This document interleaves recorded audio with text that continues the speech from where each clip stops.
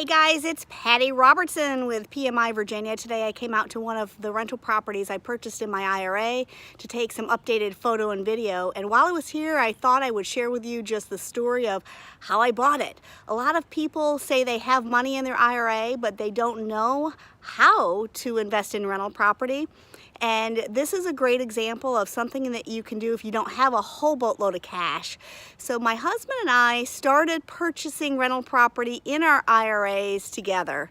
And when you do that, two IRAs can do a partnership, or a non-IRA entity can actually partner with an IRA. But in this case, he and I had been investing together, and we got to the point that we had different amounts in our IRA. I had about $25,000 sitting in my IRA, and when you start putting rental properties in place in your IRA, that cash adds up quick.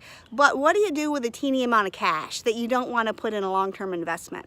So I was sitting around thinking there was not a heck of a lot I could do. And then I had a wholesaler bring me a property, this one right behind me.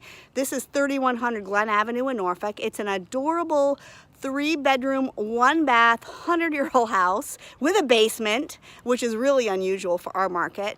But the wholesaler had it under contract, and for $40,000. This is a while back. We can't get properties this cheap, this nice, and in this market. But at the time, it's been about 8 years. That was the price.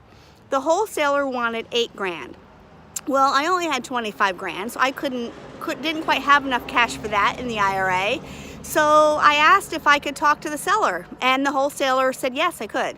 So I talked to the seller, asked why he was selling, and he was selling because he was ill, and he was worried about what his wife was going to do for income after, if in the event that he passed away. So I asked if he would be open to owner financing, and he absolutely loved the idea because he thought having a regular monthly income would actually be a good solution for the problem he had. So we took the $40,000 and we wrote a 10-year note, seller financing note, no money down, that he didn't require any, at 8% for 10 years.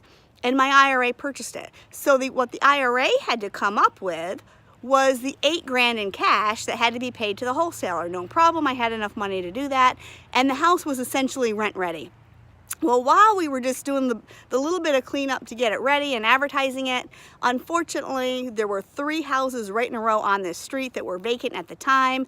And at the time, the cost of metal was really high, and people were scooping up air conditioners, and sure enough, our air conditioner was stolen. So we did have to spend another $5 grand replacing the outside unit. So all in all, I had about $13,000 plus the closing costs that came out of the IRA, and we instantly rented it. At the time, it was $1,200. We've gotten quite a bit more than that since then. I think the highest rent we've gotten is $1,350. We've always Section 8 this property, but you know, we're open to anyone. Those are the applicants we get. This is a great neighborhood, stable neighborhood, and those tenants love it. It's safe. So for $13,000 out of my IRA, I have achieved a cash flow. I should have done this math beforehand, but say $1,300 times 12 in an annual income that's going straight into my IRA. Mine's a Roth, so it's tax-free forever. And this is just a perfect example of one thing you can do with your IRA.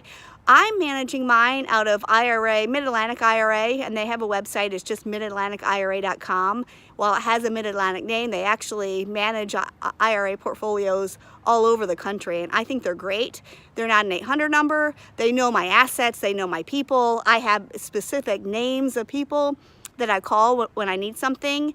I'm not calling an 800 number. For me, I prefer that. If I'm paying $5 per check versus $3 per check, I don't really care. I like to have that small, firm relationship. So I hope you enjoyed this little real-life scenario, and tune in for all of our future videos. We're doing quite a few to help investors. And this is Patty Robertson with PMI Virginia signing off. Thanks for watching. We'll see you next time.